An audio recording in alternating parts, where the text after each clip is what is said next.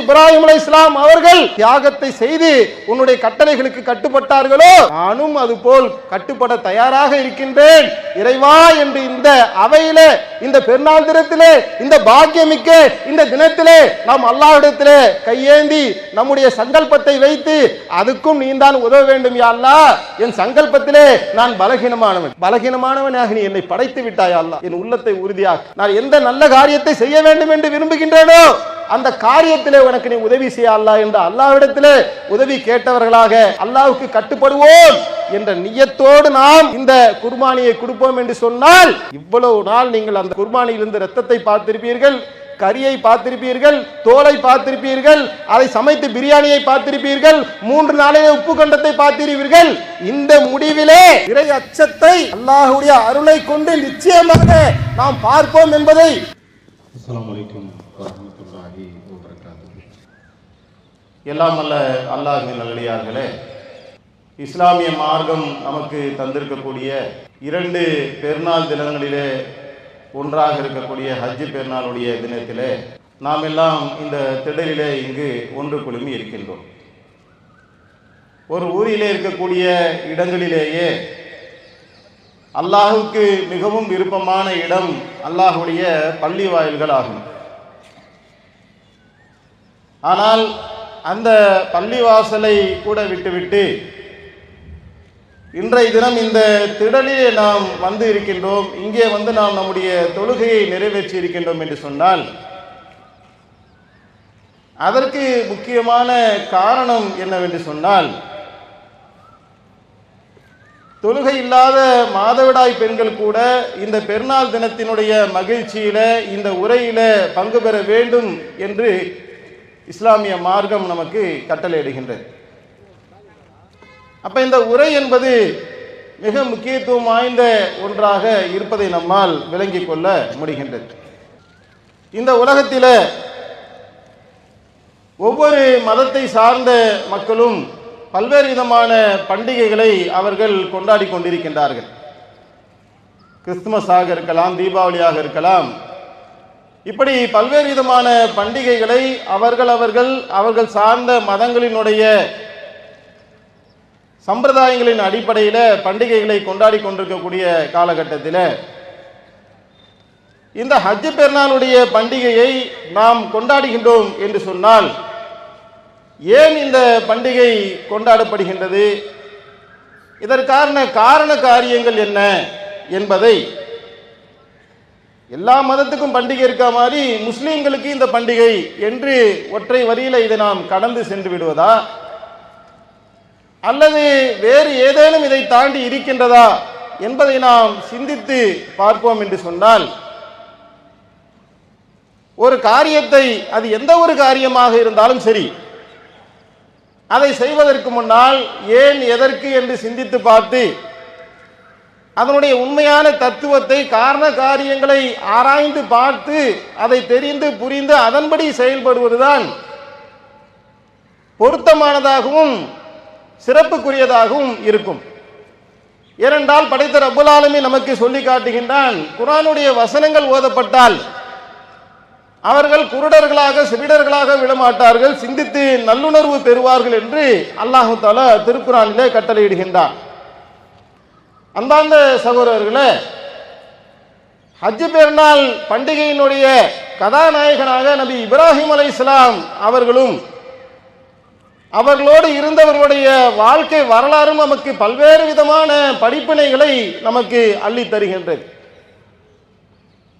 அல்லாஹ் திருக்குர்ஆனிலே சொல்லி காட்டுகின்றான், இந்த இப்ராஹிமிடத்திலும் அவர்களோடு இருந்தவிடத்திலும் உங்களுக்கு முன்மாதிரி இருக்கின்றது என்று சொல்லுகின்றான்.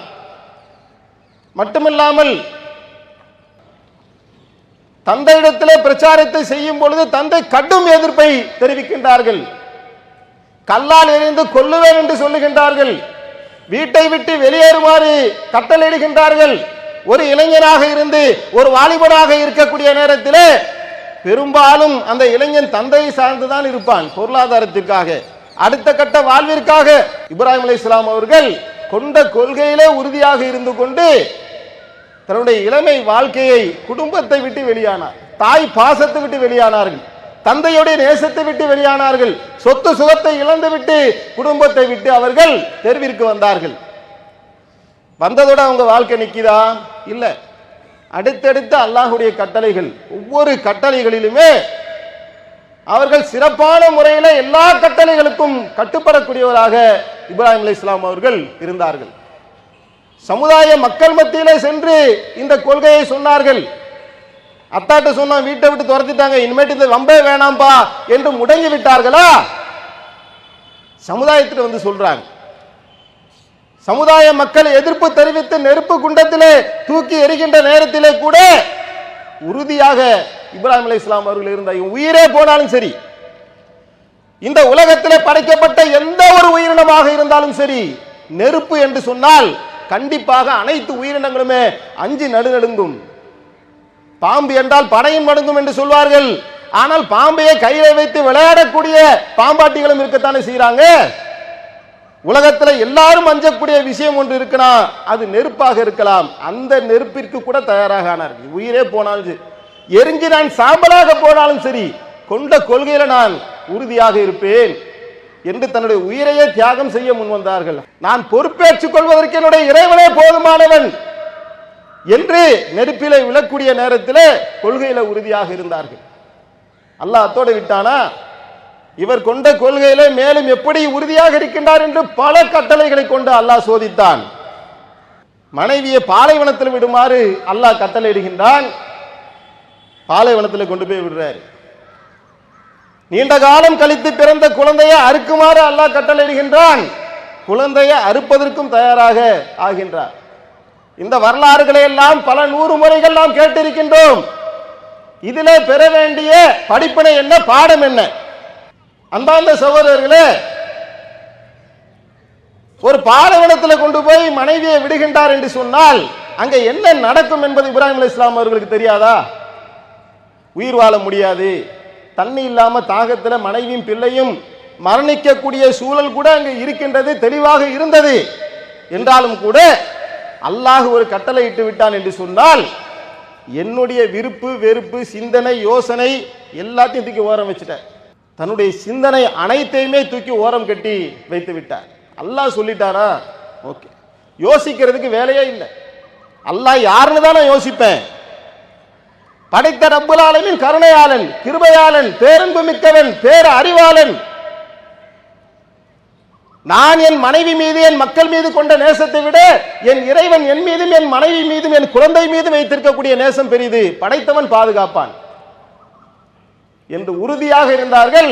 அல்லாஹ்வுடைய அல்லாஹ் நீ சொல்லிட்டியா கட்டுப்படு என்று சொன்ன நேரத்தில் இப்ராஹிம் அலைஹிஸ்ஸலாம் எப்படி வந்தாங்க தெரியுமா? அண்ட சராசரங்கள் அகில உலகத்தை படைத்த அல்லாஹ்வுக்கு நான் கட்டுப்படுகின்றேன். ஹேண்ட்ஸ் அப் அப்படின்னா கையை தூக்கிடுவாங்க. உடனே கட்டுப்படுறேன். அல்லாஹ் என்ன தியாகத்தை வேணாலும் கொடுக்கறதுக்கு தயாராக இருக்கிறேன். கொண்டாட்டியா கொண்டு போய் விடுறேன். பிள்ளையா நேசிச்ச பிள்ளை தாங்க, வெறுத்த பிள்ளை இல்லை. அத்தாவுக்கு டார்ச்சர் கொடுத்து இந்த பிள்ளை இருக்கிறத விட சாகிறதே மேல் என்ற நிலையில இப்ராஹிம் அலைஹிஸ்ஸலாம் அவர்கள் அறுக்க போனார்களா? அப்படி அல்ல. அல்லாஹ் இப்ராஹிம் அலைஹிஸ்ஸலாம் அவர்களை பற்றி சொல்லி காட்டுகின்றான். இப்ராஹிம் அலைஹிஸ்ஸலாம் அவர்கள் ரொம்ப இலகிய மனமுடையவராக இருந்தார். அதனாலதான் வீட்டை விட்டு துரத்துன அந்த அத்தா ஆசருக்கு கூட அல்லாஹ்விடத்துல பிரார்த்தனை செய்தார்கள். அப்படி ஒரு கல்லால இருந்து கொல்லுவேன் என்று சொன்ன தந்தைக்காகவே பிரார்த்தனை செய்யக்கூடிய அளவுக்கு இலகிய மனம் கொண்டவர் இப்ராஹிம் அலைஹிஸ்ஸலாம் அவர்கள். அப்ப புள்ள மேல அவங்க வெறுப்பா வச்சிருப்பாங்க. பல காலம் கழித்து பிறந்த குழந்தை. அந்த இஸ்மாயில் அலைஹிஸ்ஸலாம் அவர்கள் மீது அவர்கள் எவ்வளவு பாசத்தை வச்சிருப்பாங்க. என் பாசம் என் நேசம் எல்லாம் ஓகே, ஆனால் உன்னுடைய கட்டளை என்று வந்துவிட்டால் அதற்காக எந்த விலையும் கொடுப்பேன். நெருப்புல தூக்கி போடக்கூடிய நேரத்தில் நானே இல்லை என்று ஆன பின்னால் எனக்கு நான் இஸ்மாயில் அலைஹிஸ்ஸலாம் அவர்கள் மீது நான் வைத்திருக்கக்கூடிய நேசம் பெருசா, என் பிள்ளையை நான் அறுக்க தயார் என்று அல்லாஹ்வுடைய கட்டளைக்கு முன்னால் இப்படி அவர்களுடைய வாழ்க்கையவே தியாகம் பண்ணாங்க. உலகத்தில் இருக்கக்கூடிய பல்வேறு விதமான படைப்பினங்களிலேயே அல்லாஹ் தன்னுடைய அடியார்களில் ஒருவரை உச்ச தோழனாக ஆக்கியிருக்கின்றான் என்று சொன்னால் அந்த சிறப்புக்குரிய தோழர் நபி இப்ராஹிம் அலைஹிஸ்ஸலாம் அவர்களாகத்தான் இருக்க முடியும். இவ்வளவு சிறப்பு மிக்க ஒருவராக, முன்மாதிரி மிக்க ஒருவராக இப்ராஹிம் அலைஹிஸ்ஸலாம் அவர்கள் பரிணமித்திருக்கின்றார்கள் என்று சொன்னால் அப்படி என்ன இப்ராஹிம் அலைஹிஸ்ஸலாம் அவருடைய வாழ்க்கையில நமக்கு படிப்பினை இருக்கின்றது, என்ன பாடத்தை நாம் கற்க வேண்டும் என்று நம்மை படைத்த ரப்புல் ஆலமீன் நம்மிடத்தில் கட்டளையிடுகின்றான் என்று பார்க்கும் பொழுது, நபி இப்ராஹிம் அலைஹிஸ்ஸலாம் அவர்கள் சிலை வணக்கத்தை செய்யக்கூடிய குடும்பத்திலே அவர்கள் பிறக்கின்றார்கள். பூஜை புனஸ்காரம் செய்வது, சிலைக்கு வேண்டிய காணிக்கைகளை செய்வது, இப்படி ஒட்டுமொத்தமாக சிலை வணக்கத்தையே செய்து கொண்டிருந்த அவருடைய தந்தை ஆசருடைய வணக்க வழிபாடுகளை குழந்தை பருவத்திலிருந்து பார்த்து வந்த இப்ராஹிம் அலைஹிஸ்ஸலாம் அவர்கள் ஒரு கட்டத்திலே அது குறித்து சிந்திக்க ஆரம்பிக்கின்றார்கள்.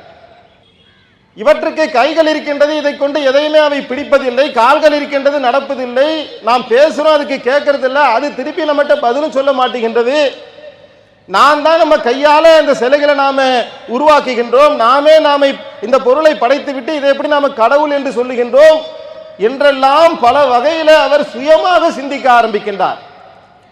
இந்த சிந்தனை என்பது அவருடைய தாத்தாவிடத்திலிருந்தோ அவருடைய அத்தாவிடத்திலிருந்தோ அம்மாவிடத்திலிருந்தோ அவருக்கு கடத்தப்படவில்லை.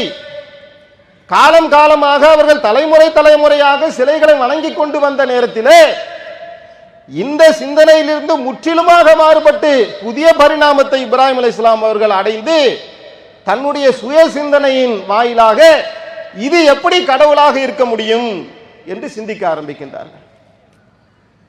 சிந்திக்க ஆரம்பித்த போது அவருக்கு ஒரு உண்மை தெளிவாகிவிட்டது, நிச்சயமாக இது கடவுளாக இருக்க முடியாது,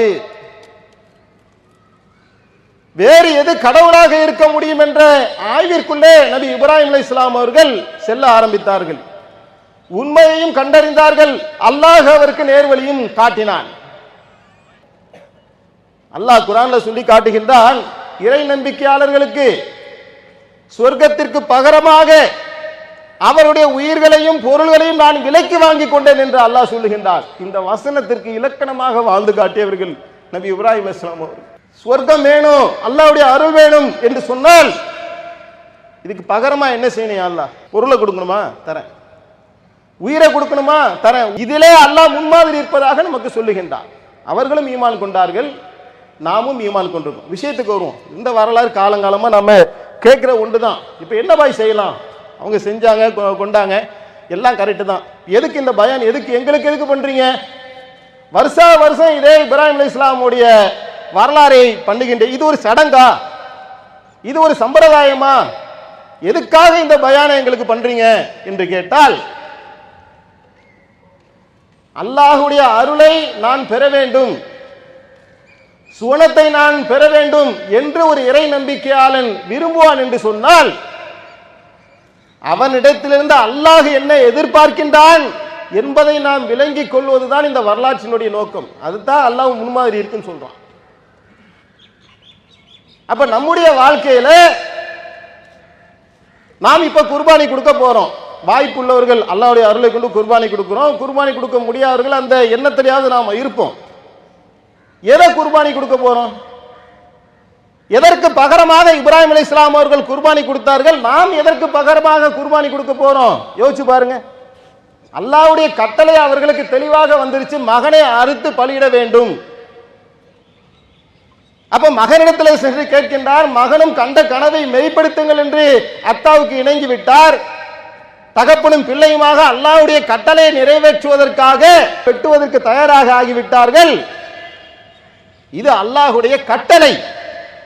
கண்ட கனவை நீர் மெய்ப்படுத்தினீர், இதற்கு பகரமாக, வார்த்தை கவனிங்க, இதற்கு பகரமாக பையனை பலி கொடுக்க வேண்டாம், இதுக்கு பதிலாக பகரமாக இந்த மகத்தான பலிபிராணியை நீ கொடு என்று அல்லாஹ் ஒரு பலிபிராணியை கொடுத்தான். இதான் வரலாறு.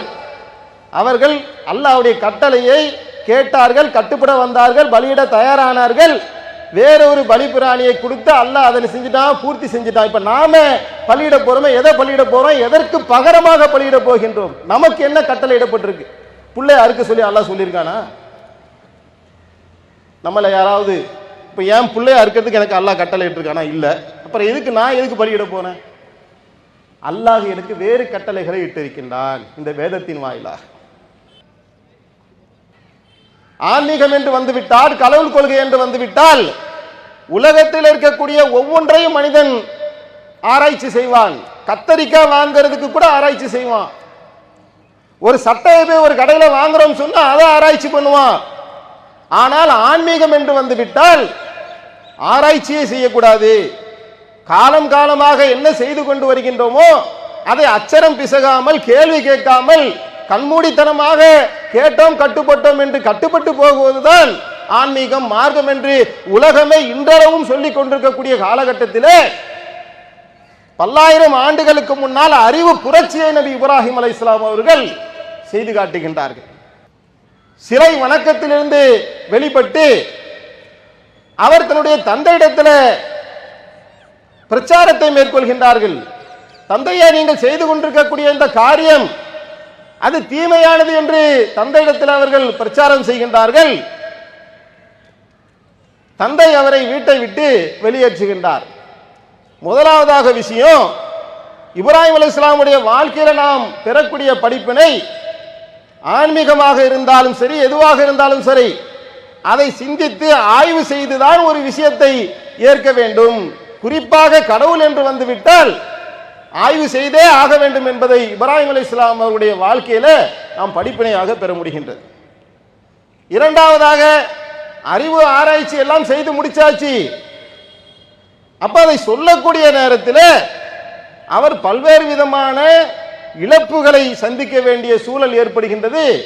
அந்த ஒவ்வொரு இழப்புகள் வரக்கூடிய காலகட்டத்திலும் அல்லாஹ்விற்காக, அல்லாஹ்வுடைய திருமுகத்திற்காக தன்னுடைய வாழ்க்கையவே அர்ப்பணிக்கின்றார், தியாகம் செய்கின்றார். சுப்ஹானல்லாஹ். திருக்குர்ஆனின் வாயிலாக ரப்புல் ஆலமீன் எனக்கு ஏராளமான கட்டளைகளை வைத்திருக்கின்றான், கொடுத்திருக்கின்றான், உங்களுக்கு கொடுத்திருக்கின்றான். ஈமான் கொண்ட, இறை நம்பிக்கை கொண்ட ஒவ்வொரு அடியார்களுக்கும் அல்லாஹ்வுடைய கட்டளை வந்துவிட்டது. அந்த கட்டளையை செய்வதற்கு நாம் தயாராக இருக்கின்றோமா? தயார் என்று சொன்னால் அதிலே பல தியாகங்கள் செய்ய வேண்டியிருக்கு. சும்மாலாம் அந்த கட்டளை செஞ்சிட முடியாது. நான் தூக்கத்தை தியாகம் செய்தால்தான் காலையில ஃபஜ்ருக்கு தொழுகைக்கு செல்ல முடியும். தொழுக வேண்டும் என்பது அல்லாஹ்வுடைய கட்டளை. இது எனக்கு புரியுதே. வாரம் பயான்ல சொல்றீங்களே, நல்லா தான் கேட்குதே, காது கேட்குதே, ஆனா தொழ முடியல, தூக்கம் வருது. எப்படி இப்ராஹிம் அலைஹிஸ்ஸலாம் அவர்கள் தன்னுடைய நேசத்தை அறுத்து, உணர்வுகளை அறுத்து, அல்லாஹ்வுடைய கட்டளை என்று வந்துவிட்டால் தன்னுடைய விருப்பு வெறுப்புகளை எல்லாம் ஒதுக்கி ஓரம் கட்டிவிட்டு அல்லாஹ்வுடைய கட்டளைகளுக்கு கட்டுப்பட தயாராக வந்தார்களோ, இறைவா இன்றைய தினத்திலிருந்து பாஸ்ட் போனது போச்சு, இந்த தினத்திலே நான் ஒரு சங்கல்பத்தை எடுக்கின்றேன். நான் காலையில உறங்கிக் கொண்டிருக்கக்கூடிய அந்த நேரம் என்பது ஆஹா ரம்மியமாக, சுகமாக, அப்படியாப்பட்ட ஒரு மனமெல்லாம் ஒன்றி போகக்கூடிய ஒரு நல்ல தூக்கத்திலே நான் இருக்கின்றேன். எனக்கு பிடித்திருக்கின்றது. இறைவா உனக்கு பிடிக்கவில்லையா? உன்னுடைய கட்டளை நான் தூக்கத்திலிருந்து எழுந்திருக்க வேண்டுமா? உன்னுடைய திருப்பொருத்தத்தை நாடியவனாக இந்த படுக்கையை விட்டு நான் விலகுகின்றேன். அதானே நம்ம கிட்ட கட்டளை. இந்த படுக்கையை விட்டு விலகி என்னுடைய கால்கள் உன்னுடைய இறை ஆலயத்தை நோக்கி நடக்க தயார். இனிமேல் என்னுடைய வாழ்க்கையை அப்படி நான் அமைத்துக் கொள்வேன். இறைவா, இதற்கு பகரமாக நான் போய் இந்த ஆட்டை குர்பானி கொடுக்கிறேன், இதற்கு பகரமாக நான் இந்த மாட்டை குர்பானி கொடுக்கின்றேன் என்று போனால் இதுதானே பொருத்தமா இருக்கு. கரெக்டுங்க. அவருக்கு ஒரு கட்டளை வந்தது, அவர் தயாரானார், அதற்கு பகரமாக அவர் ஒரு பலிபிராணியை கொடுத்தார். எனக்கும் ஒரு கட்டளை வந்தது, நானும் தயாராகிவிட்டேன், உறுதி பூண்டு விட்டேன், தியாகம் செய்ய தயாராகிவிட்டேன், நானும் ஒரு பலிபிராணியை தர செல்லுகின்றேன் என்று சொன்னால் இதென்ன கரெக்டா இருக்கு? இந்த முடிவே இல்லைனா அன்பார்ந்த என்னுடைய என் அருமை சகோதர சகோதரிகளே, சிந்தித்து பாருங்க. நான் திரட்டிய செல்வம் கொஞ்சமா நெஞ்சமா எவ்வளவு கஷ்டம் தெரியுமா? ஒரு காசை திரட்டுறது, நெத்தி வேர்வையை நிலத்துல சிந்தி, இரத்தத்தை வேர்வையாக உருக்கி, அஞ்சும் பத்துமாக நான் என்னுடைய கஸ்டமரிடத்திலே பேசி வாதம் செய்து கூட்டி பெருக்கி குப்பையை அள்ளி சம்பாதித்த என்னுடைய பொருளாதாரத்தை இறைவா நீ பாட்டு சாதாரணமா சொல்லிட்ட தர்மம் செய்யணும், எனக்கு எப்படி முடியும்? கஷ்டமா இருக்குதே. நீ எதை கேட்டாலும் கொடுப்ப, காசை கேட்கிறிய, எப்படி நான் கொடுக்கிறது? கொடுக்கிறேன் அல்ல, இது எனக்கு விருப்பமானதாக இருக்குது. இந்த பொருளாதாரத்தை வைத்துக்கொண்டு இந்த உலகத்திலே நான் பல சுகங்களை அனுபவிக்கலாம். என்னுடைய சுகம் எனக்கு பெருசு இல்லை, உன்னுடைய திருப்பொருத்தம் தான் எனக்கு பெரிது, உன்னுடைய கட்டளை தான் எனக்கு பெரிது. என்ன செய்யணும் யா அல்லாஹ்? காசு வேணுமா, பொருளாதாரம் வேணுமா, கொடுக்கிறேன் யா அல்லாஹ், தர்மம் செய்கின்றேன். இவ்வளவு நாள் அவர் கஞ்சனாக நான் வாழ்ந்து விட்டேன். இன்றைய தினத்திலே இந்த திடலிலே நான் ஒரு முடிவெடுக்கின்றேன். என் பொருளாதாரத்தை நான் சேர்த்து சேர்த்து வைக்கக்கூடிய கஞ்சனாக நான் இருக்க மாட்டேன். ஈமானும் கஞ்சத்தனமும் ஒன்று சேராது.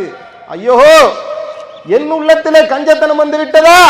என்னுடைய கஞ்சத்தனத்தை நான் விட்டொழி அறுத்து எறிகின்றேன். எனக்கு பிடிச்சிருக்கு, உனக்கு பிடிக்கலையா அல்லாஹ்?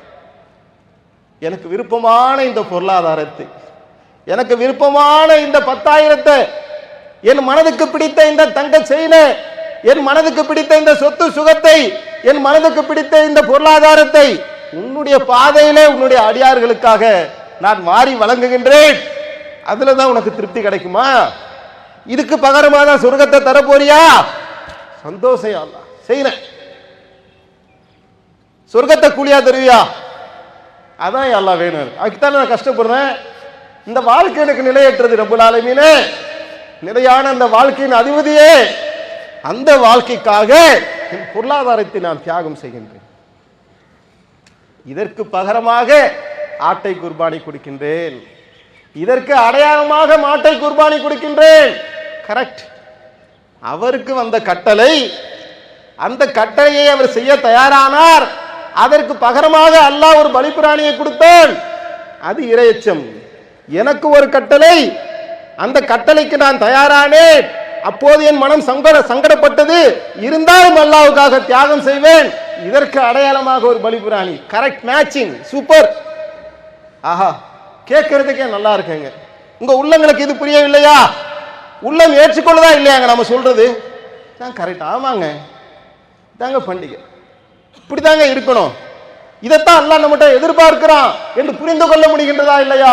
அன்பார்ந்த சகோதரர்களே, ஒரு வயிற்றுல பூத்த இரு மலர்கள் ஒரு தாயுடைய வயிற்றுல இருந்து நான் அண்ணனாக முன்னாடி வந்துட்டேன், அவ தங்கச்சியாக பின்னாடி வந்துட்டா, ஏதோ காரண காரியங்களுக்காக எனக்கும் அவளுக்கும் இடையில சண்டை, உங்களுக்கும் உங்கள் சகோதரிகளுக்கும் இடையில சண்டை, உங்களுக்கும் உங்களுடைய சகோதரர்களுக்கும் இடையில சண்டை. அந்த சண்டைக்கு முழு காரணமும் அவள்தான். நான் எந்த விதத்திலும் அநியாயக்காரனாக இல்லை. தேவையில்லாம சொத்து பிரச்சனையில் அவ தான் கேஸ் போட்டா. தேவையில்லாம ஒரு சபையில வச்சு என்னை அசிங்கமாக பேசி என்னுடைய மச்சான் என்னை கேவலப்படுத்தினார், என் தங்கச்சி என்னை கேவலப்படுத்தினார், என் அண்ணன் என்னை கேவலப்படுத்தினான். நான் தலை குனிந்து நிற்கக்கூடிய சூழ்நிலையை ஏற்படுத்தி விட்டார்கள். இதான் நிலைமை. அல்லாஹ்வுடைய கட்டளை வருகின்றது. சுபஹானல்லாஹ். உறவுகள், உறவை பேணுவது என்றால் என்ன? அல்லாஹ்வுடைய தூதர் சொன்னார்கள், உறவை யார் வெட்டி வெட்டி போகின்றார்களோ, அவர்களோடு யார் ஒட்டி சேர்கின்றார்களோ, அதுதான் உறவை பேணுவதாக ஆகும். அவர்கள் தவறித்தவராக இருக்கலாம், தீங்கிழைத்தவராக இருக்கலாம். அல்லாஹ்வுடைய பொருத்தத்தை நாடி நீ அவர்களோடு போய் உறவை பேணிக்கொள். நான் சொல்றேன், படைத்தவன் சொல்லுகின்றேன். யா அல்லாஹ், கேட்க கஷ்டமா இருக்கு. 10 வருஷம் ஆச்சு, தீ தோற தண்ணி தோறம்பாங்கள, மூஞ்சில கூட முழிக்கவே பிடிக்க மாட்டேங்குது. என் மாமி கூட சண்டை, என் பெரியத்தா கூட சண்டை, என் பெரியமா கூட சண்டை.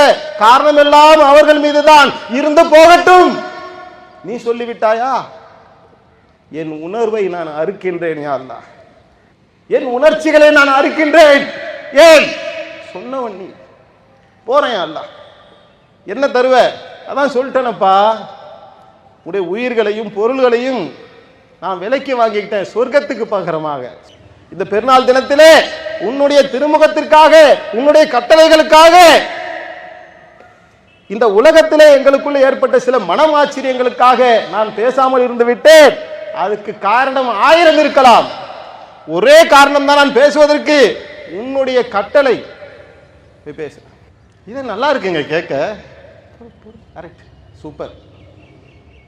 இப்படி இப்படி அல்லாஹ்வுடைய கட்டளைகள் ஒவ்வொருவருக்கும் 1000 கட்டளைகள் இருக்கின்றன.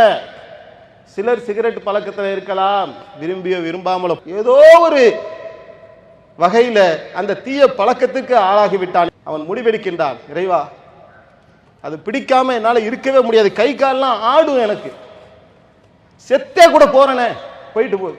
உன் திருமுகத்துக்காக இந்த பழக்கத்தை விடுகின்றேன். இறை கட்டளைகளுக்காக இப்படி ஒவ்வொன்றாக யோசித்து பாருங்களேன். இந்த பயானுக்கு பின்னாடி துவா செய்யறதுக்கு ஒரு 10 நிமிஷம் நேரம் கிடைக்கும்ல, அந்த 10 நிமிடத்துல அல்லாஹ்வுடைய கட்டளைகளில பலது நாம் செய்வோம். இங்க வந்திருக்கவங்களா பெரிய பாவிகளா? அப்படி அல்ல.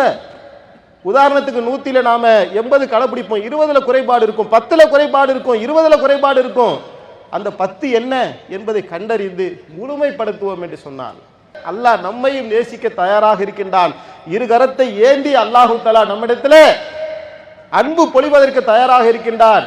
பல தியாகங்களை செய்து உனக்காக உன் திருமுகத்திற்காக எப்படி இப்ராஹிம் அலைஹிஸ்ஸலாம் அவர்கள் தியாகத்தை செய்து உன்னுடைய கட்டளைகளுக்கு கட்டுப்பட்டார்களோ நானும் அதுபோல் கட்டுப்பட தயாராக இருக்கின்றேன் இறைவா என்று இந்த அவையிலே, இந்த பெருநாள் தினத்திலே, இந்த பாக்கியமிக்க இந்த தினத்திலே நாம் அல்லாஹ்விடத்திலே கையேந்தி நம்முடைய சங்கல்பத்தை வைத்து அதுக்கும் நீதான் உதவ வேண்டும் யா அல்லாஹ். என் சங்கல்பத்திலே நான் பலகீனமானவனாக நீ என்னை படைத்து விட்டாய் அல்லாஹ். என் உள்ளத்தை உறுதியாக்கு. நான் எந்த நல்ல காரியத்தை செய்ய வேண்டும் என்று விரும்புகின்றேனோ அந்த காரியத்திலே உனக்கு நீ உதவி செய்ய அல்லாஹ் என்று அல்லாஹ்விடத்திலே உதவி கேட்டவர்களாக அல்லாஹ்வுக்கு கட்டுப்படுவோம் என்ற நியத்தோடு நாம் இந்த குர்பானியை கொடுப்போம் என்று சொன்னால், இவ்வளவு நாள் நீங்கள் அந்த குர்பானியிலிருந்து இரத்தத்தை பார்த்திருப்பீர்கள், கரியை பார்த்திருப்பீர்கள், தோலை பார்த்திருப்பீர்கள், அதை சமைத்து பிரியாணியை பார்த்திருப்பீர்கள், 3 நாளைய உப்பு கண்டத்தை பார்த்திருப்பீர்கள். இந்த முடிவிலே இறை அச்சத்தை அல்லாஹ்வுடைய அருளை கொண்டு நிச்சயமாக நாம் பார்ப்போம் என்பதை உறுதியாக கூறி அல்லாஹ்வுக்கு கட்டுப்பட்டு வாழக்கூடிய நன்மக்களாக அல்லாஹ் உங்களை என்னையும் ஆக்கி அருள் புரிவானாக என்று கூறி என்னுடைய உரையை நிறைவு செய்கின்றேன். வாஹிர்துவானா அல்ஹம்துலில்லாஹி ரப்பில் ஆலமீன். இஸ்லாம் மற்றும் சமுதாய செய்திகளை அறிந்து கொள்ள தமிழ்நாடு தௌஹீத் ஜமாஅத் யூடியூப் பக்கத்தை உடனடியாக சப்ஸ்கிரைப் செய்து கொள்ளுங்கள். மேலும் பெல் பட்டனையும் கிளிக் செய்து கொள்ளுங்கள்.